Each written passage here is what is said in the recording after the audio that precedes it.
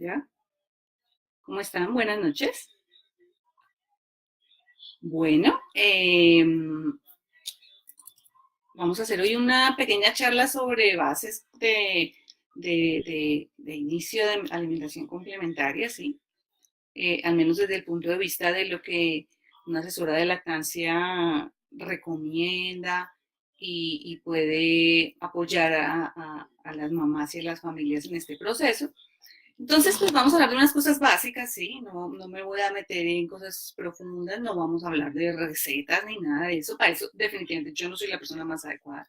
Sino vamos a hablar de cuáles son las recomendaciones, de cuáles son las indicaciones, de algunas causas, algunos temas que por algunas cosas que se ven publicadas en guías y demás a veces pueden salir un poco confusas. Entonces, algunas mamás podrían encontrar una información por un lado, otra información por el otro, recibir una información del pediatra y entonces, pues podría ser un poco confuso para algunas. Bueno, entonces pues vamos a hacer, como pueden darse cuenta, aquí se alcanza a ver la cabecita de mi hija, estamos acá, ella estaba durmiendo, se acaba de despertar, furiosa, por eso me duele un poquito en empezar, porque, bueno, pues saben que a veces ellos se despiertan y no se quieren despertar todavía, entonces, sin embargo, yo sí quería que se despertara porque a esta hora, si sigue durmiendo, significa que nos vamos a ir para largo por la noche.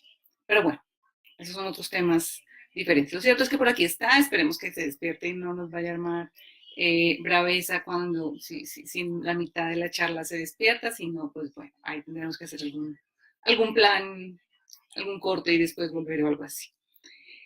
Entonces, bueno, como les decía, vamos a hablar de varios temas como generales de alimentación complementaria y del inicio y de algunas como de las preguntas más comunes que hacen en el grupo al respecto.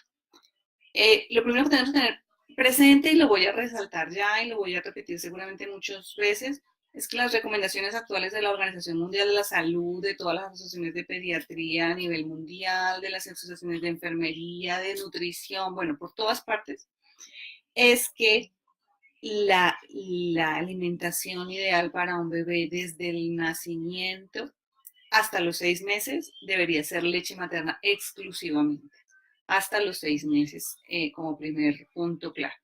A partir de los 6 meses y hasta los 2 años aproximadamente, se recomienda que se siga dando, ¿sí? Siendo todavía el alimento principal, sobre todo durante el primer año, ¿sí? Y a partir de los 2 años es decisión de la mamá o del bebé en qué momento retirar la lactancia, ¿sí? Entonces, antes de los 2 años y sobre todo entre los 6 meses y los 2 años, y más aún entre el año y los 2 años, hay mucha presión a veces por muchas personas para que se retirara y demás. Pero lo cierto es que es por un lado muy poco probable que un niño espontáneamente en esa edad se destete, y por otro lado no es necesario a menos de que la mamá quiera, lo desee, lo requiera por alguna cosa específica. Entonces, esas son las recomendaciones base. Hasta 6 meses, leche materna exclusivamente. Entre los 6 meses y los 2 años, leche materna más alimentación complementaria, siendo, sobre todo durante el primer año, la alimentación complementaria, eso, complemento a la leche materna, o sea, lo más importante sigue siendo la leche materna. Y a partir de los 2 años, pues ya es decisión de cada cual. Eh, Recalco entonces que el tema de la alimentación complementaria es complementario. Es muy importante, sí, no voy a decir que no, y por eso ahorita vamos a hablar un puntico específico sobre el tema de cuándo iniciar, y voy a recalcar esto, pero pues es importante que los niños coman, pero la leche materna termina siendo, eh, sigue siendo el alimento más importante durante todo el primer año, ¿sí? A partir de este momento, y dependiendo de los bebés y de los requerimientos y demás, entre el 30 y el 40% de la alimentación de un bebé sigue siendo, se sigue aportando la leche materna, o sea, todo lo que requiere un bebé a partir del año, entre el año y los 2 años, se lo va a seguir aportando la leche materna, ¿sí? E incluso en momentos en que sea que requiera más, como por ejemplo cuando están enfermos, que ustedes saben que se pegan más, que están más encima, seguramente ese porcentaje aumenta mucho más. Entonces, eso es muy importante tenerlo en cuenta, que estoy hablando de los bebés que son eh, alimentados solamente con leche materna, ¿sí? Cuando los bebés no son alimentados con leche materna, sino con fórmula, De todas maneras, seguimos más o menos los mismos parámetros, aunque hay algunos datos no tan exactos al respecto, pero digamos que la recomendación vendría siendo más o menos la misma, ¿sí? Que hasta los 6 meses demos solamente leche de fórmula, a partir de ese momento sigamos con la leche de fórmula y demos la alimentación complementaria y seguramente a partir del primer año de edad podríamos incluso dejarles solamente leche de vaca a los bebés que vienen con, con fórmula, ¿sí? Eh, Eso es como les digo, no es algo que esté 100% claro y que sea consistente durante todas las guías a nivel mundial, porque hay algunas guías que recomiendan, por ejemplo, para los bebés que son alimentados con fórmula, empezar un poquito antes la alimentación complementaria. Pero eso es algo que pues tiene algún sustento, pero no tiene toda la evidencia completa de que sí sea mejor o no. Entonces, digamos que en general lo que hacemos es extrapolar la misma recomendación y entonces el bebé de fórmula, la única diferencia es que es con fórmula, pero por el resto de cosas es relativamente igual.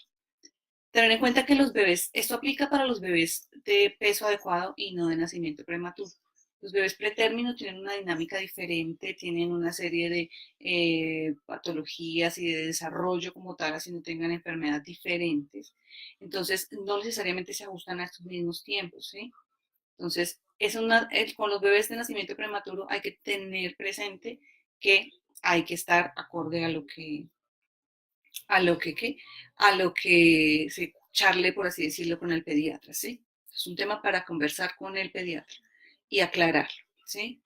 Y definir en qué momento se va a empezar la alimentación complementaria. Entonces, lo que voy a decir aplica para bebés a término, que no han tenido mayores complicaciones durante su nacimiento, durante sus primeros meses, digamos, de salud, y que no tienen ninguna otra cosa especial, pues entonces son los bebés en los que vamos a hablar, que hasta los 6 meses es que vamos en este plan, ¿sí?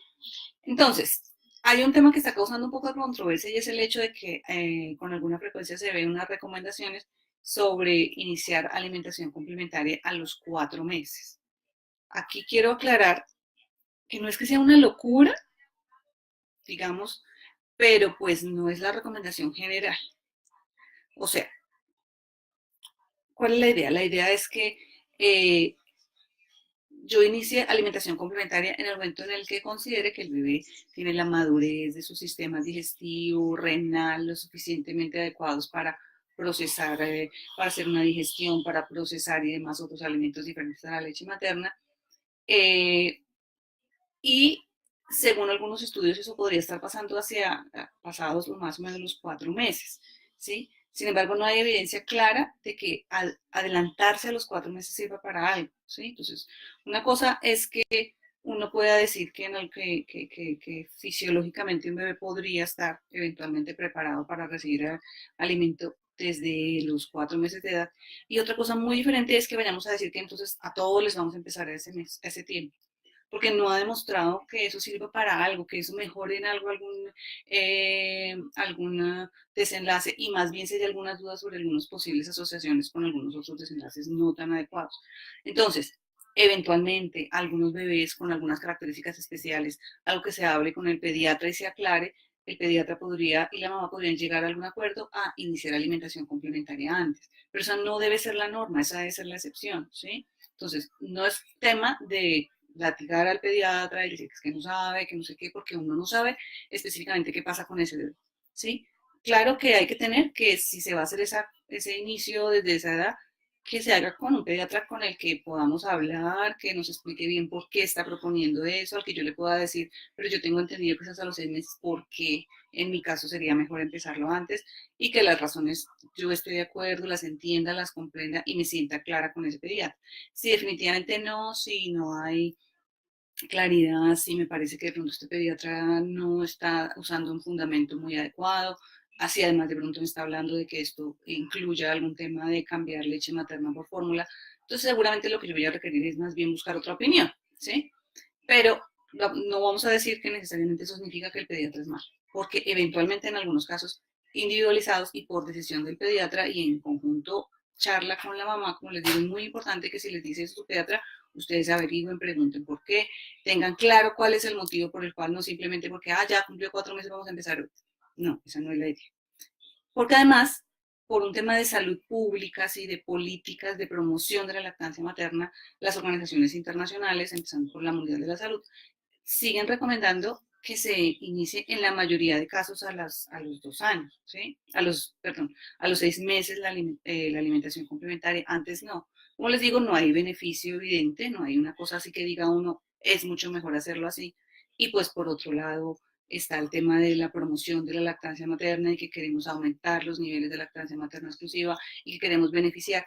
Y más bien por el otro lado, sí hay evidencia de que los bebés que llegan hasta los 6 meses solamente con leche materna tienen beneficios especiales en su desarrollo, en su nutrición y en otras cosas, ¿sí? Entonces, no hay por qué adelantarnos, no hay por qué pasarnos antes. Si el pediatra nos propone iniciar a los 4 o 5 meses, preguntémosle por qué piensa eso, cuál es el sustento, si tenemos dudas, si definitivamente por algún motivo no nos gusta, pues en la medida de lo posible, que yo sé que eso, una cosa es decirlo y otra cosa es hacerlo en nuestro sistema de salud, pero si podemos tener una segunda opinión, sería ideal. Pero tampoco es que sea absolutamente descabellado que lo digan porque hay algún soporte científico que lo puede sustentar, pero como les digo, en casos muy específicos y muy ocasionales. No es la regla para todos, o sea, no es que de aquí para adelante, la regla para todos, pero ustedes saben que siempre hay una regla y hay unas excepciones. La regla para todos es que la alimentación complementaria se inicia a los 6 meses, ¿sí? Habrá alguno que otro que se salga de ahí por casos especiales, porque todas las veces las cosas son así, ¿sí?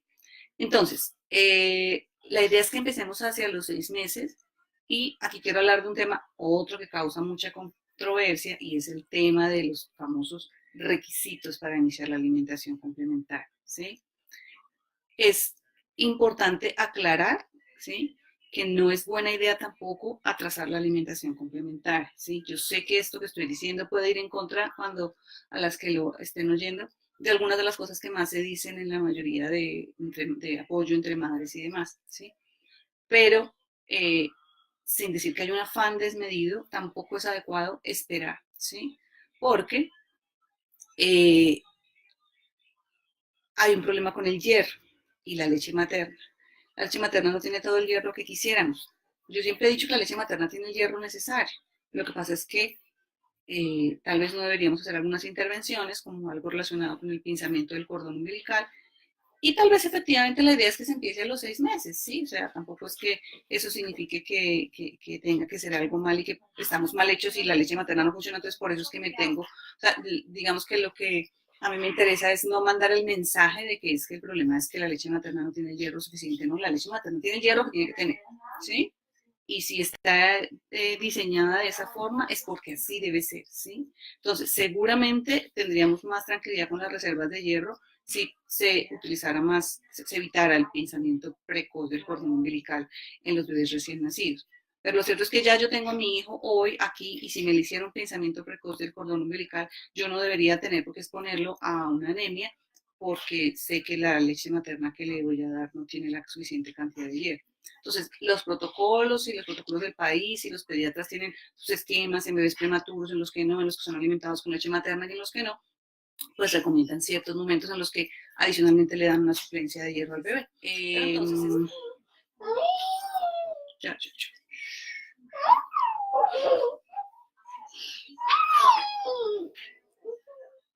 A ver, corazón.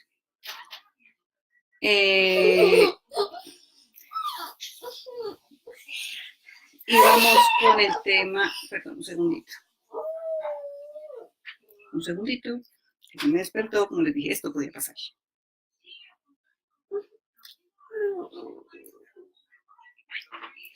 Ay, se me fue la idea en la que iba, perdón, un segundito. Estábamos hablando de los requisitos, estábamos hablando del hierro. Entonces, el tema del hierro es ese. La leche materna, voy a resumir un poquito, la leche materna tiene el hierro que debe tener, ¿sí? Al menos eso es lo que yo entiendo del asunto, no es que tenga poquito hierro, o sea, no es la manera de ver las cosas, pero un bebé alrededor de los 6 meses requiere ya un aporte mayor de hierro porque necesita alimentación complementaria, ¿sí?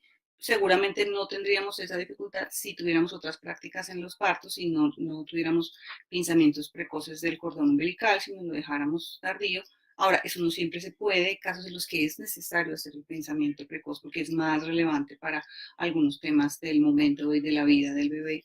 Entonces, lo cierto es que hacia alrededor de los 6 meses, eh, esa cantidad de hierro que tiene la leche materna no alcanza, ¿sí? A pesar de que es un hierro que es muy disponible para que sea absorbido, por así decirlo, por el bebé, y las reservas del bebé ya se van a agotar. Entonces, es muy importante que tampoco atrasemos la alimentación complementaria. Entonces, los requisitos que circulan mucho y se mueven mucho son más requisitos específicos y exclusivos para un tipo de alimentación complementaria que es el BLW, ¿sí? Que al final de la charla podemos comentar un poquito al respecto, aunque no es la idea, como les decía, como tal de la charla. Entonces, si yo quiero hacer con mi hijo alimentación tipo BLW, sí necesito con mayor relevancia que mi bebé se siente, sí necesito con mayor relevancia que mi bebé no tenga eh, reflejo de destrucción, aunque para la alimentación tradicional, digamos, también lo necesito. Sí necesito para BLW que el bebé tenga interés en la comida, ¿sí? Entonces, pero yo no puedo esperar a que esos requisitos se den en todos los bebés, no se dan a la misma edad, ¿sí? No todos los bebés se sientan a los 6 meses. Entonces yo no puedo esperar hasta los 7, 8, 9 meses a que el bebé se siente y demuestre interés en la comida, porque lo estoy arriesgando a que nutricionalmente se afecte, ¿sí? Y no solo el tema de hierro, también ahí ya empieza a haber problemas en zinc y en otros micronutrientes. Entonces tampoco puedo hacerlo así.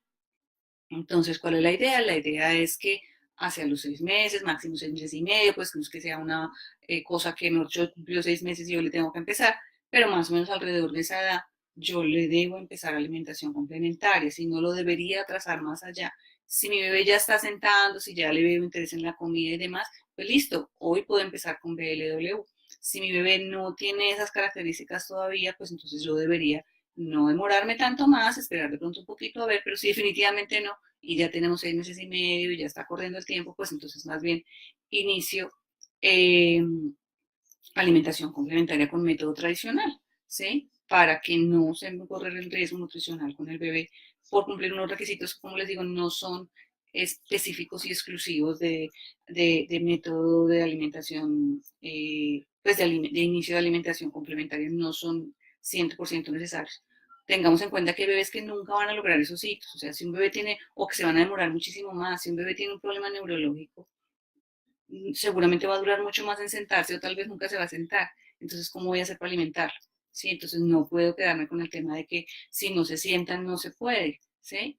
Por eso se les da con papillas, que digamos que es más dirigida por uno, alimentación. Entonces, obviamente tener más cuidado con el tema de los atragantamientos y demás, pero hay que empezar. ¿Sí? No podemos dejar ahí que el bebé se desnutra simplemente porque aún no se sienta.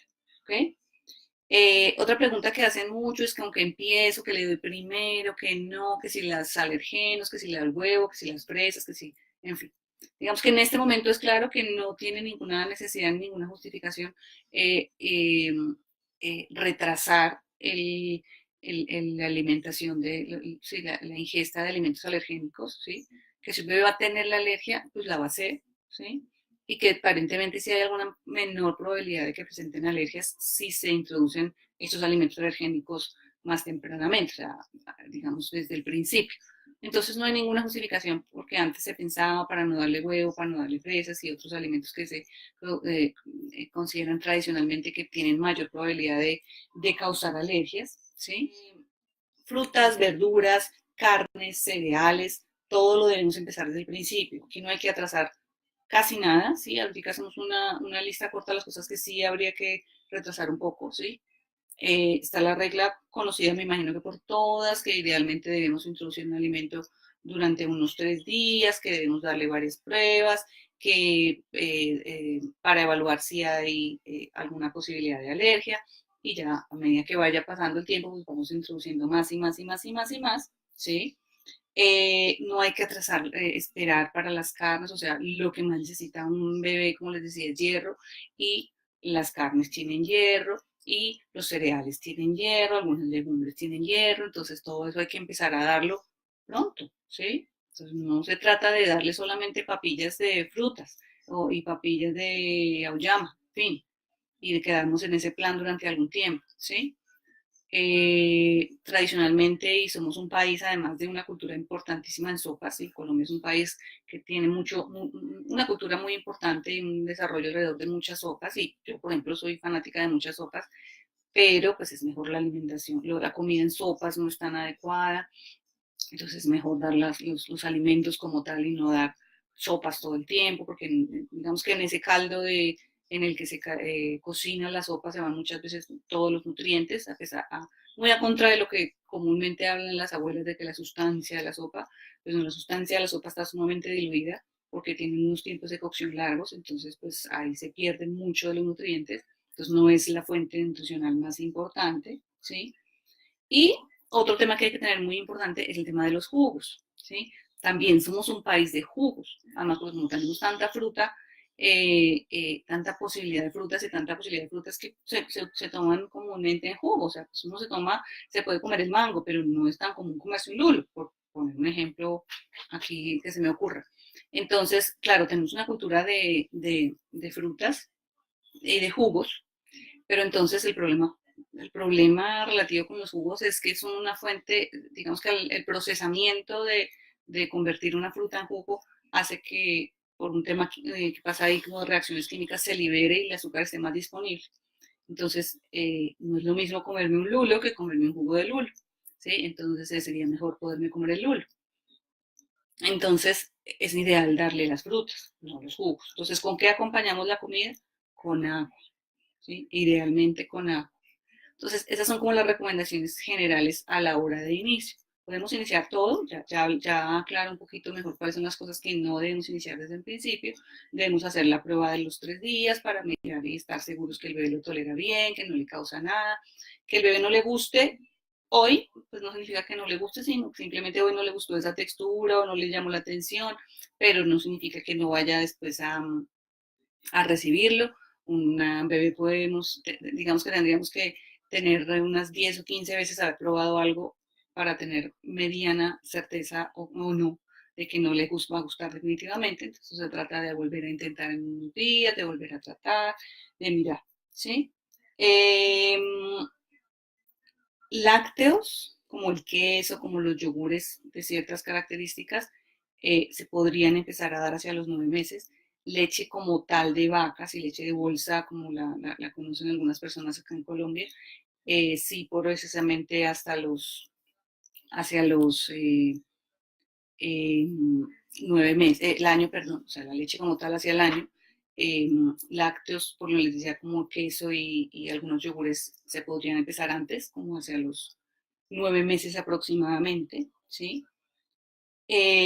Azúcares, ojalá nunca, pero pues en el mundo estamos y es difícil, pero pues ojalá nunca los bebés nuestros, ojalá los niños se pudieran acostumbrar. Es muy importante realmente que el paladar se acostumbre al dulce natural de las frutas, a la sal natural, por así decirlo, que traen los alimentos. Entonces, lo que más podamos retrasarlas, el azúcar, el agregar azúcar a las cosas mejor. Si lográramos que lleguen sin agregar azúcar a las cosas, pues sería fantástico, entre más tiempo pase.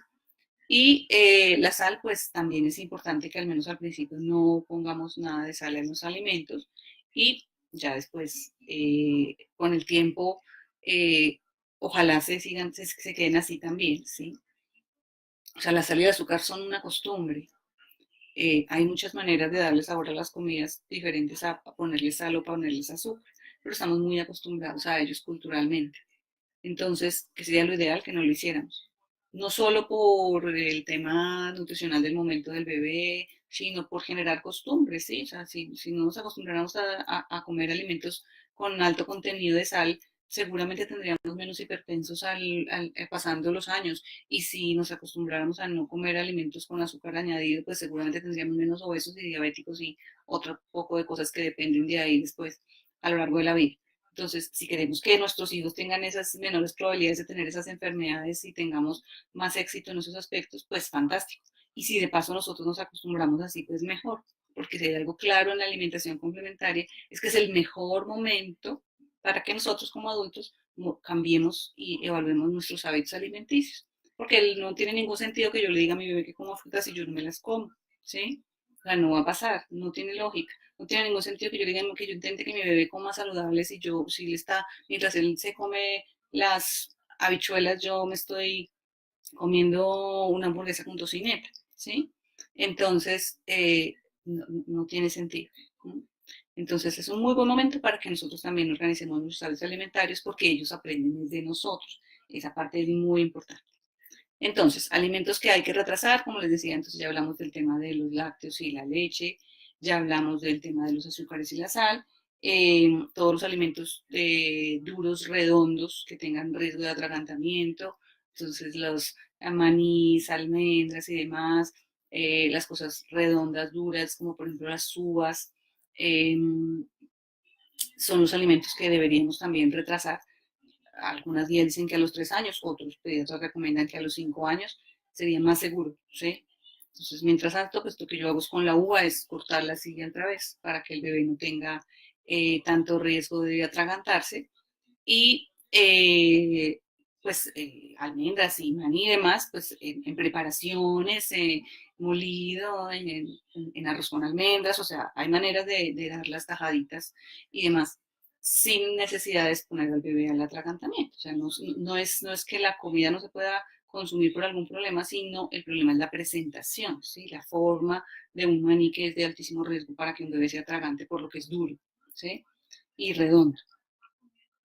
Bueno, ya hablamos de los alimentos alergénicos. El huevo durante mucho tiempo se habló de muchas cosas, de que darlo así, de que primero una cosa, de que primero la otra. Realmente ahorita la mayoría de nutricionistas y demás y los más reconocidos, pues lo que recomiendan es pues, que no habría necesidad de nada, ¿sí? Uno podría ensayar primero con la clara, por ejemplo, y luego con la yema, o al revés, y ensayar por los 3 días y eso sí que sea bien cocido, o sea, el huevito tibio, famoso que se consume también mucho en nuestro medio, no sería la mejor forma porque no está bien, bien cocido y hay un riesgo de una infección bacteriana bien importante si el huevito no está bien cocido para un bebé que todavía no tiene cómo defenderse de hecho.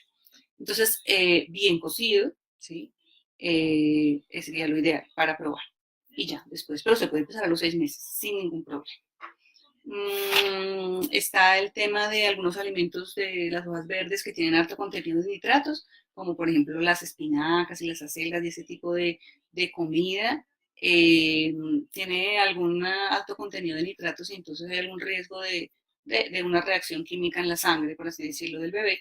Entonces, debe ser ocasional, no debería ser más del 20% del plato, pues un poquitico de espinacas si va a comer o de acelgas, y debería ser algo ocasional, si no, no debe ser algo que se utilice todo el tiempo. Y algunos tipos de pescados, por el alto contenido de mercurio, tampoco los debería recibir un bebé, al menos en sus primeros 2 o 3 años de edad. ¿Sí? Estamos hablando de los peces más grandes y de como de mar más profundo, o sea, los peces que se comen a los otros peces, ¿sí? El atún, el pez espada, o sea, aquí nosotros no somos un país de mucha cultura de ese tipo de pescados, pero de todas maneras es importante tenerlo en cuenta para evitarlo con los bebés. Básicamente es eso en cuanto a alimentos que haya que restringir en algún momento. De resto, los que, los que le queramos dar, la idea es que si empezamos con papillas, hacia los 8 o 9 meses ya estemos saliendo de las papillas y nos estemos metiendo los alimentos sólidos. O si empezamos con BLW, pues vamos a estar con alimentos de consistencia, digamos, blanda, pero pues que el bebé puede coger desde un principio, entonces seguramente la transición va a ser un poquito más fácil, pero no nos podemos quedar más allá de los 9 meses o 10 con papillas, porque si no va a ser más difícil que después el bebé se acostumbre a comer otro tipo de alimentos de otra característica, digamos, más sólida, ¿sí? Y al pasar el primer año el bebé ya debería estar integrado a la dieta familiar. O sea, la idea es que comamos todos juntos, como les dije ahorita, que el bebé aprende de comer, que el bebé aprenda que la alimentación es un acto que aparte de ser para su crecimiento y desarrollo y demás, es un acto social, ¿sí? O sea, la gente se reúne a comer, ¿sí? Salimos a almorzar para celebrar el cumpleaños de alguien. Entonces, comer es un acto social y el bebé debe identificarlo como tal y debe sentirse parte de la familia, entonces no es buena aquella idea de que el bebé coma solo antes para que podamos nosotros hablar tranquilos, eso no es una práctica adecuada y va a fomentar que los bebés coman menos. En cambio, si se sienten integrados, se ven que todos estamos comiendo, se van a motivar por comer, se van a motivar por probar, y entonces va a ser todo más fácil. esta pregunta que siempre la hacen, yo siempre la respondo, por ejemplo, con este contexto. Coman en familia, coman todos juntos, para que el bebé se motive. Y hay que tener mucha paciencia y bajarnos de las expectativas. Uno de los problemas que tiene la alimentación complementaria es que creemos que los bebés deben comer lo que nosotros pensamos que es adecuado para ellos.